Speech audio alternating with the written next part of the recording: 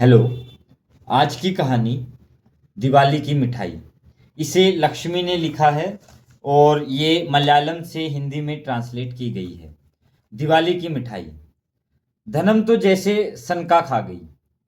कितने प्यार से लाडले बेटे के लिए कपड़े लाई थी।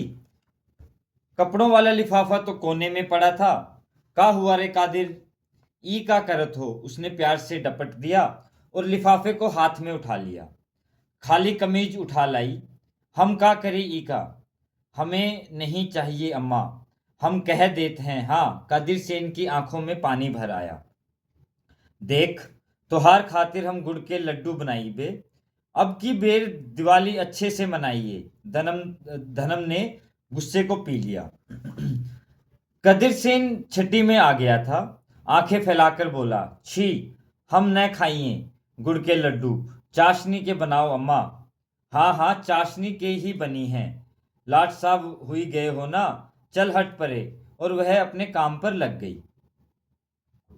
पर उसकी तो जिद थी ना। लक्ष्मण के बाबू लाला की दुकान से हलवा लावत हैं। मान वाले खज्जू के हिया लड्डू बनत हैं चाशनी के। वह बौखलाकर बोला, स्कूल खुली हैं तो सभी लड़के मिठाई लेके आवत हैं। तब हमका ले जाई खाक। और वह खिज उठा। वह कहना चाहती थी, अरे सब सार के बाप हैं। तो हार कौन है रे बचुआ। उसने अपने आप पर काबू पा लिया। सारी जीभ जैसे कसैली हो गई। पराई औरत के बहकावे में उसे और गोद के बच्चे को छोड़कर जाने कहाँ चला गया था। अब उसका नाम लेकर रोने से हासिल भी क्या होगा। अब की चाशनी को मिठाई नहीं होगी तो हम कुछ न खाई बे। हाँ। बेटे के सत्याग्रह पर उसका गुस्सा भड़क उठा। हाँ रे हाँ, हम चार घर के बर्तन भांडे मांज कर तोहार खातिर चाशनी की मिठाई हो तो लाई। इते लाट साहब हुई गए तुम।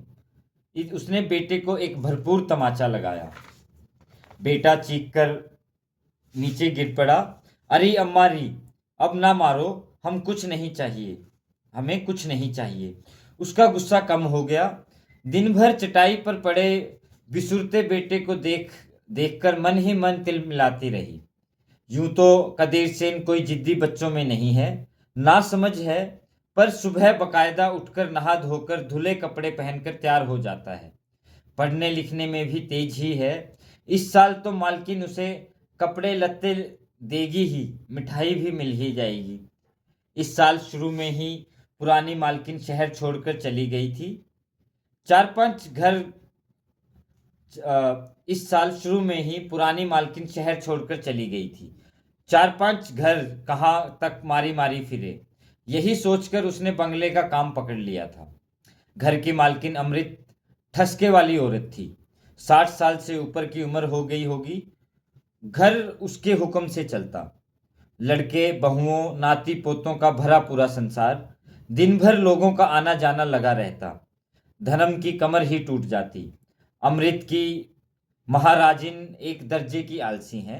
ढेर सारे बर्तन निकाल कर रख देती। उधर बहुओं का तो हाल ही मत पूछिए।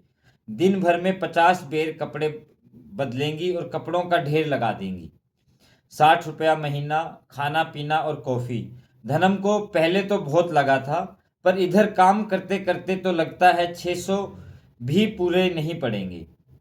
इतनी थक जाती है वह। ऊपर से मालकिन घड़ी घड़ी मीन मेख निकालेंगी। ढोर की तरह हाँकती रहेंगी। चेहरा सुजाए रहेंगी। और जब दिवाली भी आ गई है, देखते देखते बैठक में लाला जी जरी साड़ियों का अंबार लगाए बैठे थे। अमृत सोफे पर बैठे साड़ियां छांटने में लगी थी कि धनम पहुंच गई। पेशगी की मांग कर बैठी। तुम्हें काम पर आए अभी 6 महीने भी नहीं हुए। एक सूती साड़ी ले रखी है तुम्हारे लिए। अब पेशगी के लिए के लिए आ गई। इतना कहाँ से दे दें। डपट कर बोली। किसी तरह मनाकर 50 रुपए ले ही लिए। कदीर सेन के लिए निक्कर कमीज ले ली। 30 रुपए तो उसी में लग गए हैं। बाकी जो बचे दिवाली के सामान जुटाने में ठुक गए। अब भला चाशनी की मिठाई कहाँ से बनाए वह। मांग मूंग कर तीज त्योहार मनाना तो उसे भाता ही नहीं। बस सारी खिज कदीर सेन पर उतार कर रख दी। धनम ने बिसुरते हुए बेटे की ओर एक बार और देखा। पैसे की तंगी का मतलब यह तो नहीं कि बेचारा कुछ मांगे ही नहीं। अरे, जीभ तो भगवान ने सबकी एक सी बनाई है। अड़ोस पड़ोस के 4 बच्चे खाएंगे तो क्या इस बच्चे का मन ललचाएगा नहीं? ना समझ ही तो है। रात काम से निपट कर लौटी तो कदिर उसी तरह चटाई पर पड़ा था। माँ का हृदय ही तो है, पिघल गया मोम की तरह। बेटे के पास बैठकर उसके बाल सहलाती रही। तू तो खूब जानत हो बेटवा, कहीं ऐसी जिद भली लगे है का? अम्मा, अम्मा री, अब हम न मांगी, भूल भूल हुई गई, अब हमका न मारो। वह उसके गले से लिपटकर फफक फफक कर रो दिया। बेटे के आंसू पोंछती रही। सहसा जैसे कुछ याद आया, बस वह यही करेगी। उसने बेटे को कस लिया। दिवाली के दिन सुबह नहा धोकर बेटे को इडली खिलाकर बोली, चल उठ, नई कमीज पहन लो और चलो। उसने कहा, कहाँ अम्मा? कदीर सेन का चेहरा खिल उठा। नई कमीज निक्कर पहन सिर पर तेल चुपड़ लिया और सलीके से बाल काट लिए। अपने बेटे की मोहिनी सूरत पर धनम निछावर हो गई। बंगले के अहाते में कारों का आना जाना लगा ही रहा। कदीर सेन का मुंह खुला ही रहा। हाय दैया, अम्मा इतने बड़े बंगले में काम करत है। अमृत ने उसे सिर से पांव तक देखा और पूछा, तुम्हारा बेटा है क्या? पढ़ता लिखता है? भारी जरी की साड़ी, ढेरों गहने, हाथों में सोने के कंगन। अमृत सोफे पर पसरी बैठी थी। कदीर ने उसे ध्यान से देखा। पास ही छोटी सी तिपाई पर स्टील की चमचमाती प्लेट में इमरती, बर्फी, दालमोठ और जाने क्या क्या रखा हुआ था।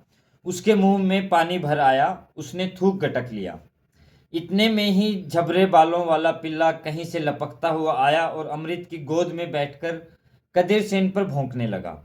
ए जिमी, बस चुप कर, मालकिन ने दुलार से पुचकार दिया। अरे कोई है, इसे किसी ने खाना दिया? भीतर की ओर देखकर आवाज दी। बड़ी बहू रेशमी साड़ी में लिपटी बाहर आई। आपके पोते का काम है माँ, कह रहा था इसे इमरती खिलाऊंगा। इसने तो बस कुतर कर छोड़ दिया।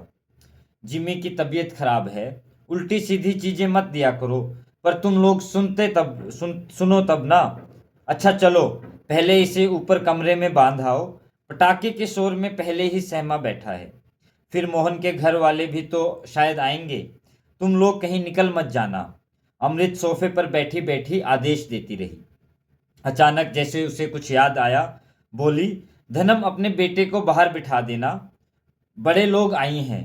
तू तनिक बाहर जाके बैठ जाओ। धनम फुसफुसाई और उसे लगभग घसीटती हुई ले गई। बाहर संगमरमर के चबूतरे पर उसे बिठाकर बोली, हम आवाज दे तो आना। खूब मिठाई मिली हैं। वह गायब हो गई।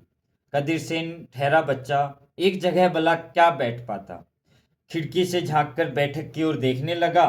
बाहर एक लंबी कार आकर खड़ी हुई। एक युवती तीर की तरह निकली और पीछे एक वृद्ध दंपति। कदीर सेन की आंखें फैल गई। आंटी, पुकारती हुई वह युवती अमृत से जा चिमटी। हैप्पी दिवाली। अमृत ने उसकी ओर मिठाइयों की प्लेट बढ़ा दी। ओफो, मिठाई ना आंटी ना, मोटी हो जाऊंगी। माँ का चेहरा गर्व से फूल गया था। आधी कुतरी मरती बर्फी का अधखाया टुकड़ा, थोड़ी सी दालमोट प्लेट में, इतना ही बचा था। वे लोग चले गए तो महाराजिन आकर प्लेट उठा ले गई। फिर मेहमान, फिर वही जूठन। महाराजिन फिर उन्हें भीतर ले जाती। दिवाली का कोलाहल थमा तो अमृत सोफे से उठी। महाराजिन को बुलाकर पूछ लिया कि क्या क्या किया तूने? सबको उठाकर पत्तल सबको उठाकर पत्तल में रखा है। जिमी ने भी एक टुकड़ा कुतर कर रख दिया, वह भी उसी में पड़ा है। गाय को रख दूं? न, अब उसे भी ले जाओ और बांध कर रख देना। अभी आई। अमृत भीतर चली गई। कदीर सेन का भूख के मारे बुरा हाल हो गया था। इमरती और बर्फी उसकी आंखों में घूमती रही। धनम उधर से निकली तो हाथ का गिलास उसे थमाकर बोली, लो पी लो। अभी मालकिन अपने हाथों से मिठाई दे हैं। जी भर खाई ले। काम भी खत्म हुई गवा। दुलार से उसे देखती रही। अमृत उसी समय बाहर से निकल कर आई। धनम अपने बेटे से कहना गिलास जूठा ना करे, मुझे अच्छा नहीं लगेगा। फिर उसके हाथों में एक लिफाफा थमाकर बोली, लो तुम्हारी दिवाली की साड़ी। धनम खीसे निपोरती बोली, नहीं मालकिन, जूठा तो हम खुदे नहीं पसंद। कदीर सेन की कॉफी गले में ही फंस गई। यह लो लड़के तुम्हारे लिए मिठाई। धनम ने पहले ही हाथ पसार दिए। घर जाकर खा लेना। वह अगले मेहमान का स्वागत करने भीतर चली गई। गिलास अंदर रखकर धनम बाहर निकली तो एक हाथ में बेटे की उंगली थी और दूसरे हाथ में पोटली। पहले मिठाई खाए लेना, फिर हम गुड़ के लड्डू दे हैं। लिफाफा बेटे को देकर वह साड़ी की तह खोलने लगी। कदीर सेन ने लिफाफा खोला। इमरती बर्फी उसके मुंह में पानी भर आया। पर यह क्या, आधी कुतरी बर्फी। लड्डू का एक छोटा टुकड़ा कुत्ते ने कुतर तो नहीं फेंकी थी। उसका स्वाभिमान जाग उठा। वह मिठाई खाना चाहता था, सच है, पर जूठन तो नहीं। अम्मा तो फटे पुराने कपड़े तक धुलाकर पहनाती है। अम्मा ने कभी किसी से पाई उधार नहीं ली। ईमानदारी से कमाकर खिलाती है। उसका बेटा जूठन खाकर पलेगा क्यों? हमें नहीं चाहिए अम्मा, वह चीखने लगा। लिफाफे को उठाकर झोंपड़ी के बाहर फेंक दिया, जहां से एक कुत्ता लपक कर आया और लिफाफा उठाकर ले गया। धनम का पारा चढ़ गया। अरे करम जले, ई का किया, तोहार खातिर तो हम उसके घर लेके गई। उसने तड़ातड़ चांटे लगाने शुरू कर दिए। उवर मार अम्मा, हमका और मार। गुड़ के लड्डू के लिए मना करते रहे ना हमका तू और मार। ऊ बड़े आदमियन का झूठन हम कैसे खाई अम्मा? ये तो कुत्ते की कुतरी इमरती है, हम कैसे खाई बता अम्मा? वह हबसता रहा। धनम के हाथ वहीं जम गए। बेटे को सीने से लगाकर फफक पड़ी। हमको तो गुड़ के लड्डू ही बहुत हैं अम्मा। बेटी की आवाज़ फटने लगी। Thank you. इसे सुमति अय्यर ने अनुवाद किया है।